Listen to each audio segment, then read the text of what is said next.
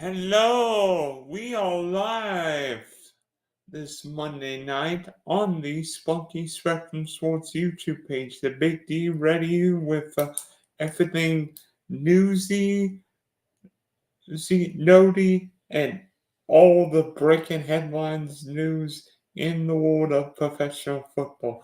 Before I tell you about all the news that has taken place today, please subscribe, like, and share the Spunky Spectrum Sports YouTube page. You can see all my streams, all my videos. Videos it might be me running a 5K or talking about rookie dynasty players, the NFL draft, UFC 299 this weekend in Miami. All kinds of content on the Big D podcast. Speaking of the Big D podcast, check us out on Spotify and Apple. So, usually the NFL would wait until free agency for all the news to happen. Apparently, the news just all decided to happen today because, but all the news happening today. Obviously the biggest news is the Denver Broncos cutting Russell Wilson and taking an $85 million dead salary cap hit over the next 2 years. We knew once Sean Payton benched Russell Wilson that it wasn't a question of if Russ would be gone from Denver. It was a question when. And Denver looked, and to be honest, I don't think Sean Payton and Russell Wilson fit each other. I mean, we know Russ's personality and Payton's in your face so intense. Maybe, but everybody's saying Russell Wilson's done, Russell Wilson's cooked, Russell Wilson ate too much. Maybe he should have stayed in Seattle. To be honest, I didn't think Russ played that bad this year. I mean, yeah, number-wise, he might not be what he was in Seattle, but, I mean, if you look at it, he completed 66.4% of his passes for 3,070 yards, 26 touchdowns, and 8 picks.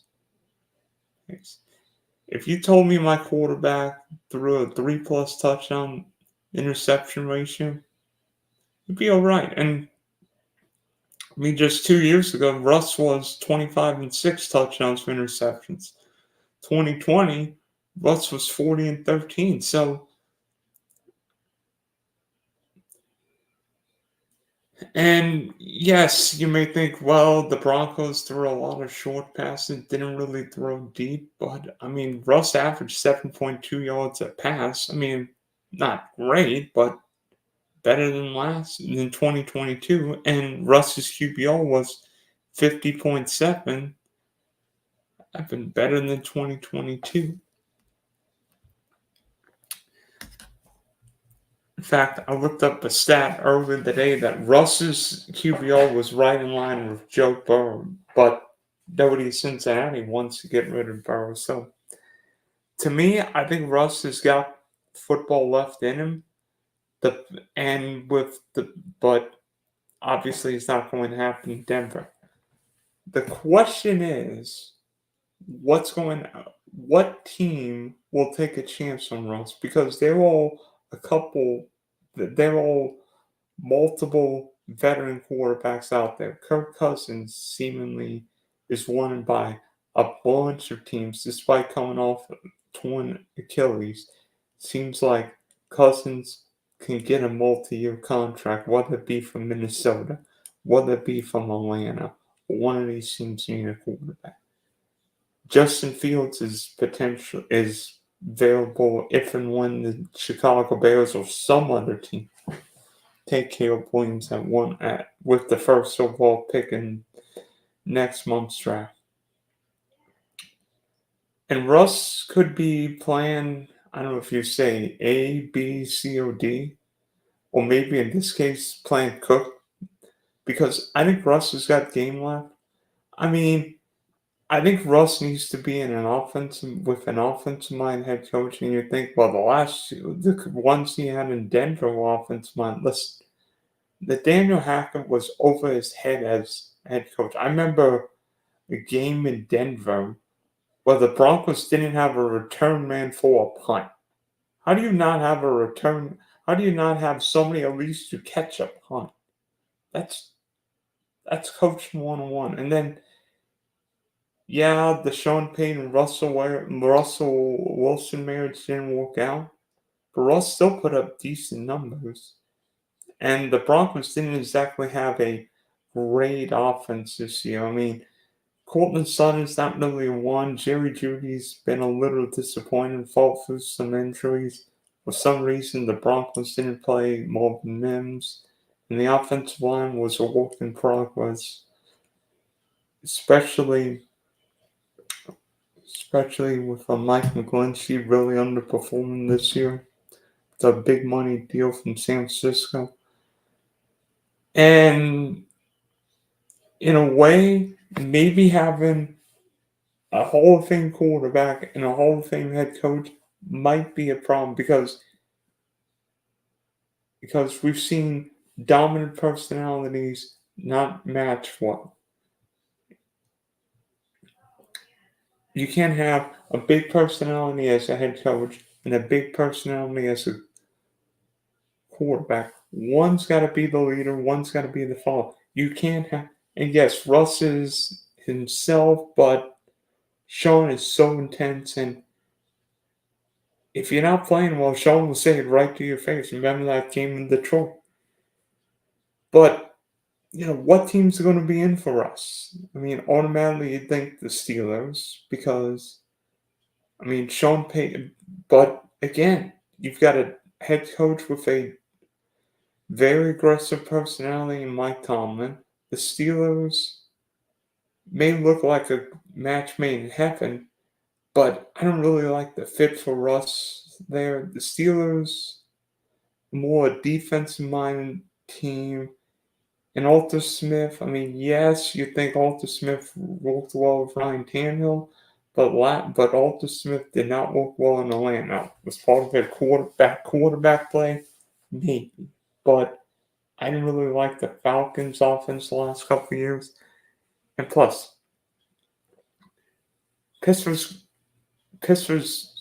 team is so defensive oriented. The Steelers, no matter if Mike Tomlin's there or not, will always lean defense and not offense. When you see some of these things, Kansas City's going to lean more offensively. The Los Angeles Rams will lean more offensively. I wonder why. The Chiefs have won 3 Super Bowls. Oh yeah, all the money is on offense because they paid Mahomes and Kelce. And I don't really like that fit. I think in a way that'd be 2 dominant personalities. Yes, maybe with a different offensive mind, Pittsburgh could work out, but I really don't see Russ, especially in the division with Lamar, Joe Burrow, Deshaun. Not good. Not good. I think Pittsburgh would have the 3rd, 4th best quarterback in every game. Every divisional game. You think Russell Wilson's beating Joe Burrow? No. You think Russ is beating a healthy Lamar Jackson? No. And then, what about the Raiders? I mean, yeah, Russ would go from Denver to Las Vegas, but again, I don't really like the fit there. I mean, Antonio Pierce, yeah, he played in the NFL, so he knows Russ. But in a way, I think the Raiders have got more issues, not than just quarterback play. I think the Raiders is in a weird situation. Do they keep this Devontae Adams, Josh Jacobs? What happens to the offensive line? Heck, do the Raiders potentially sign Russ on a cheap deal and then draft a quarterback in the top 7 with their first round pick? It's a situation where the Raiders could draft Russell Wilson, play him, and then have ex-quarterback, whether it be J.J. McCarthy, Drake May, Jane Daniels, Michael Penix, or Bo Nix. Forget it. We know Caleb Williams is going one-on-one, but Aiden O'Connell's not going to be the long-term answer for the Las Vegas Raiders. Russell Wilson code, no state income tax, don't have to pay him a fortune. But does Russ really fit Vegas? You really see Russell Wilson playing in Las Vegas? I don't think so. What about Minnesota? Especially if the Vikings don't sign Kirk Cousins. I like that fit because I think Kevin O'Connell is one of the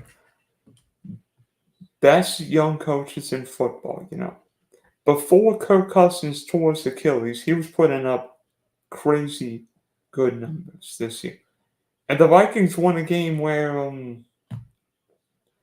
quarterback. Trying to think, who was the Josh Dobbs got there on like Tuesday, and yet Minnesota won the game. I think against Atlanta. So in a way, I really like Kevin O'Connell. Especially Minnesota get him on the cheap because I hear Justin Jefferson's still on the team.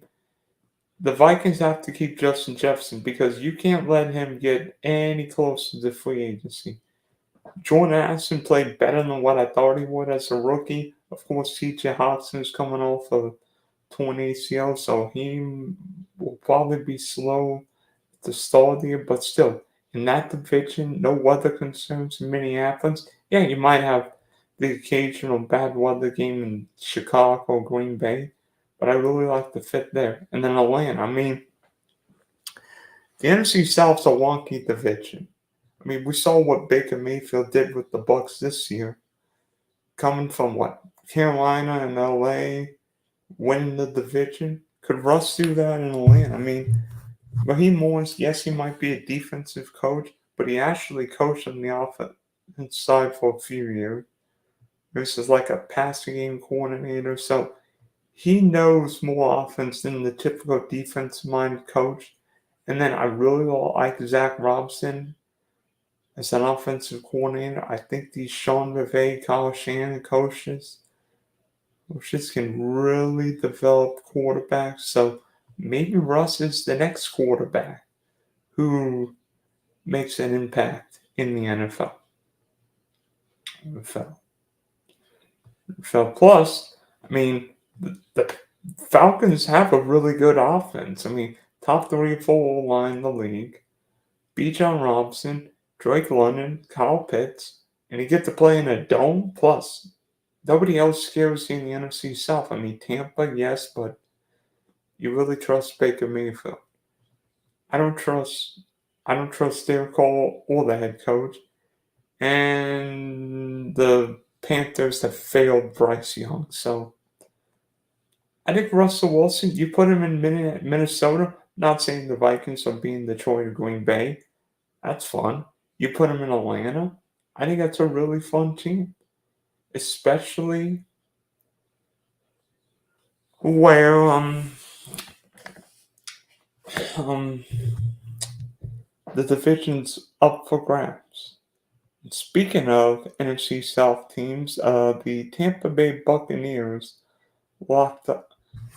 And you look at it, it's one more thing about Russ. Because the Broncos are basically paying Russ's contract, a team wouldn't have to give Russ, a ridiculous amount of money. Kirk Cousins is probably going to want a fully guaranteed deal. Russ may take approve a deal. He may take a little to no guaranteed money, knowing the Broncos are going to pay the bulk of his contract. So, moving from the rockiness of Denver to Tampa Bay, where the Bucs have locked up Mike Evans, 2 years, $52 million. I think 30 something guaranteed. 2 things about Mike Evans. He's going to get 1,000 yards, and he's going to get 1,000 yards no matter who the quarterback is. I mean, you'd be playing with James Winston, Tom Brady, or Baker Mayfield, but Mike Evans is going to catch. It's going to rack up at least 1,000 yards. I mean, there might be faster receivers. There might be more explosive receivers. But there aren't many more consistent, dependable receivers than Mike Evans. Doesn't matter the quarterback, doesn't matter the year. Mike Evans is so consistent. I mean, what if I told you in 10 years, Mike Evans receiving yards for each year total 1,051, 1,206, 1,321, 1,001, 1,524, 1,157, 1,006, 1,035, 1,124, and 1,255. And in those years, he played 15 games, 15, 16, 15, 16, 13, 16, 16, 15, and 17.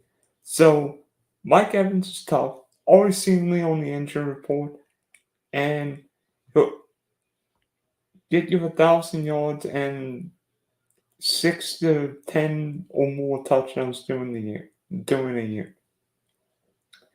I mean, Mike Evans, if he stopped playing today, would be a Hall of Fame receiver. And it's weird. I mean, you think top receivers of Mike Evans era. You think Julio Jones, Tyreek Hill, Jamar Chase, Jefferson now, maybe CeeDee Lamb, but Mike Evans is so consistent. Like, I remember doing best ball drafts last summer where Mike Evans was what, 5th, 6th, 7th round, and I'm like, yeah, I really love Mike Evans 6th, 7th round.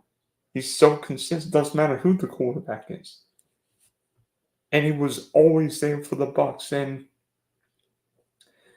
it's a rarity in football now where a guy plays his whole career for one team. I mean, Tom Brady finished his career with the Tampa Bay Buccaneers. I mean, LeBron's played for the Cavs, the Heat, and the Lakers. I mean, Kyrie Irving's played for half the teams in the NBA. I mean, even Shohei Ohtani went from the Angels to the Dodgers. You rarely see one guy play his whole career with one team. Mike Evans is likely playing his whole career for the Bucs. And for Tampa, no state income tax. I think it's a fair deal for both sides. I mean, Mike Evans gets his money. He's top 5 paid receiver in the game. And used to, you would never see a receiver paid. But I think teams are realizing it helps to have a receiver. I mean, you look at the 49ers with Brandon Ayuk, the Lions with Amon-Ra St. Brown. It's 2 guys who very well could be the next guys getting long-term deals. Mike Evans, yeah, he might be 30, 31 years old, but he's never been a speed guy anyway. So I think Evans could play in a year or two and still be productive. And for Tampa, I think it's important not just for Evans, but Baker Mayfield's a potential free agent. And if the Bucs show, hey, we're going to keep Mike Evans, then Baker Mayfield's like, you know what? Let's run him back. We get Chris Godwin, Kate Otton, Mike Evans, Rachaad White. The Bucs have got a fun offense in the division that is up for grabs. I mean, the Bucs have won the NFC South the last 3 years now. 2 of them were with Tom Brady, the GOAT. But Baker Mayfield won the NFC South and then won a playoff game. Not bad, right? And, I mean, the Tampa Bay Bucs gave Detroit all they want in that division round. So, hopefully for Tampa's sake, Baker Mayfield stays because I really like Tampa. Not as a Super Bowl contender, but definitely a division challenger in the NFC South. And then, obviously, when you think Philadelphia, you think all the great Philadelphia Eagle players who've been there.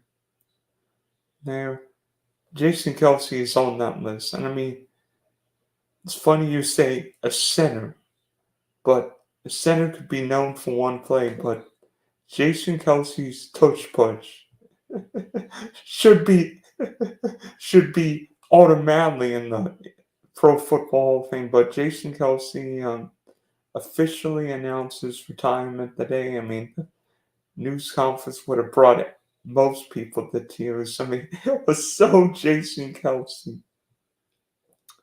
But to play 13 years as an offensive lineman is incredible. And I mean, even this year, you could argue in many ways Jason Kelsey's still the best center in football. It's hard to argue. And I mean, Jason Kelsey's going to walk into the Pro Football Hall of Fame in 5 years. So, and for Philadelphia, I mean, could this be the first of a couple? I mean, Lane Johnson's getting up in age. You wonder if he's thinking about retiring.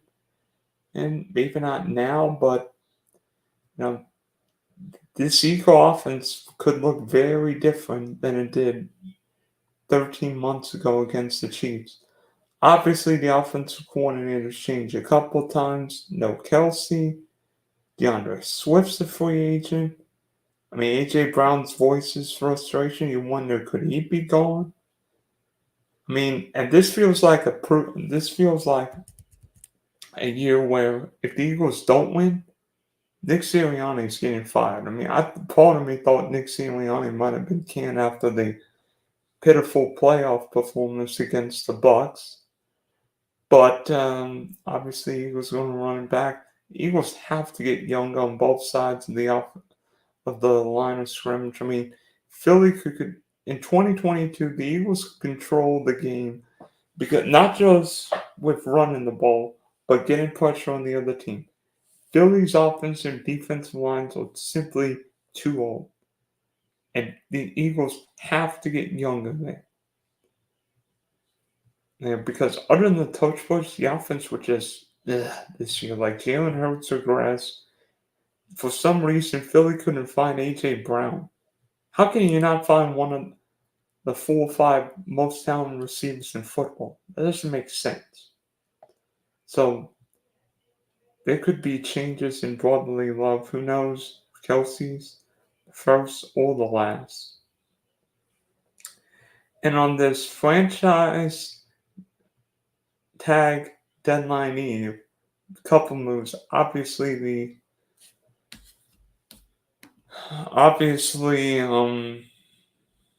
T. Higgins received the tag from the Bengals. Now it looks like Jerry Sneed received the tag from the Chiefs. They believe both of them received the non-exclusive tag. And there are all some differences between the exclusive and non-exclusive tag.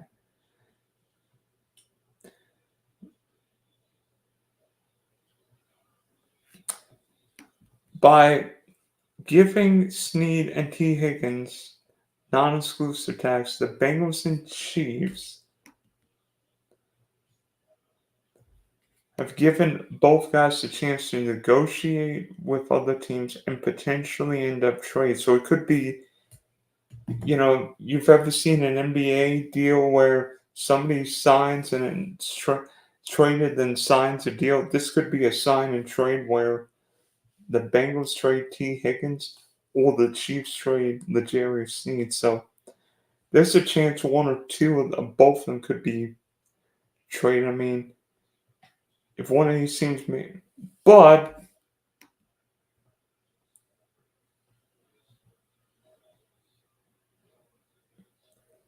it'll also mean if a team signs and trades for a guy on a non-exclusive tag, that team would give the Bengals or Chiefs 2 first-round picks. So that'd be a big bounty to give up. It'd be a big contract and multiple draft picks. But if you're one of these teams, I mean, you could argue T. Higgins, top 10 receiver, the Jerry Sneed, very good young corner. So,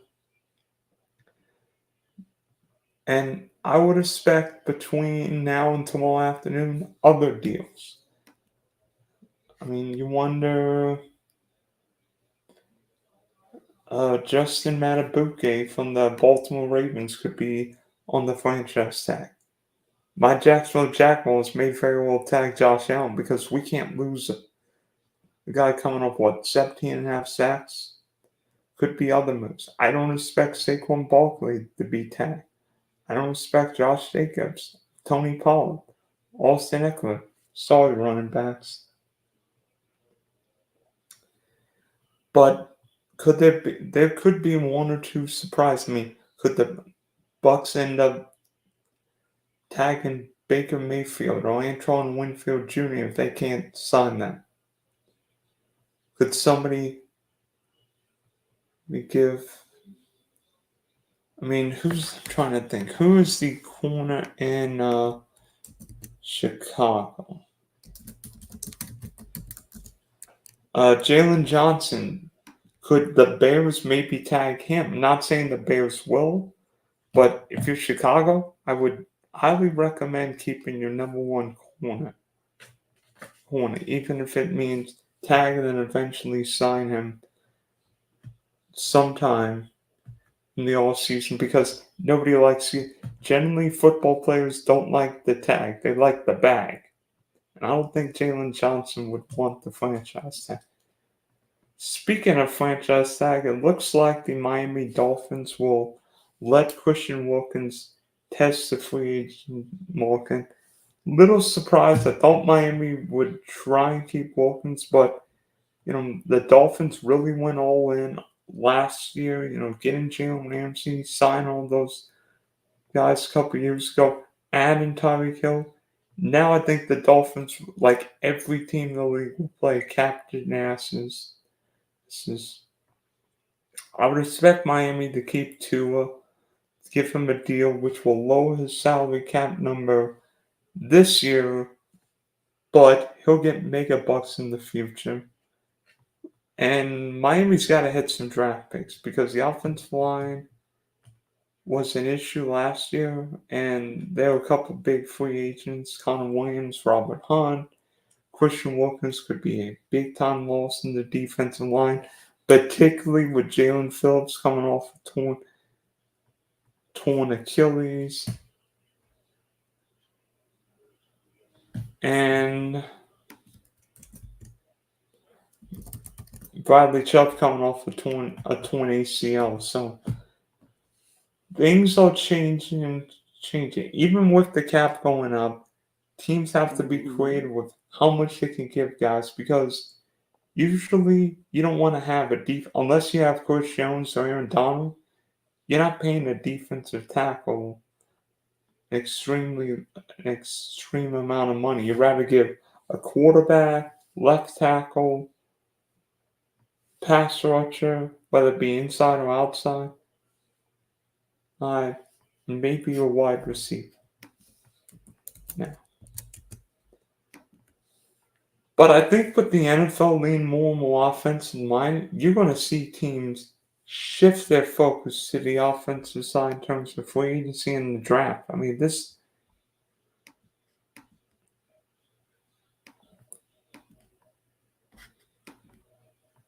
could go for in terms of maybe teams like the Steelers should focus more of their cap on the other side. And then, I'm intrigued what happens in terms of quarterback movement. We saw, does Justin Fields get traded before the NFL draft? Which quarterback emerges behind Caleb Williams? Is it North Carolina's Drake May? Well, it's Shane Daniels. Does J.J. McCarthy move up and potentially be a top 10 pick? Do Bo Nix and Michael Penix become first-round guys or maybe second or third round values? It's just so interesting how the quarterback market will change because seemingly quarterbacks get drafted higher and higher. I mean, there were 3 quarterbacks in the top 4 last year, and there very well may be 3 in the top 3 this year. I mean, this could be 1999 all over, or top 3 picks for quarterbacks. Now, hopefully for this year's draft, it will be more like 2004, where the Giants draft Eli Manning. Oh, trade for Eli Manning. The Chargers get Philip Rivers, and the Steelers draft Ben Roethlisberger instead of some of these other drafts. I mean, yeah, Trevor Lawrence should be fine, but Zach Wilson, nah. Trey Lance, been traded. Justin Fields may very well end up trading, and Mac Jones bench and might be gone in New England. I think they all want him out of. I think they all want him out of New England right now, but free agency around the corner, and then the draft really will get excited. Middle, late April, you could see all kinds of different scenarios. Does a team move into the top 5 for one of these quarterbacks? The Giants at 6, the Falcons at 8, Minnesota at 11, Denver at 12, the Raiders are 13. It's going to be fun to see what happens between now and the draft in Detroit. So, thanks for tuning into tonight's Big D's latest news and notes, where we talk all things football, Russell Wilson, Mike Evans, Jason Kelce, franchise, maybe some quarterbacks. It just, I mean, football never takes a break. It's spring training, yet we're talking football tonight. So, thanks for tuning in, and I'll see you later.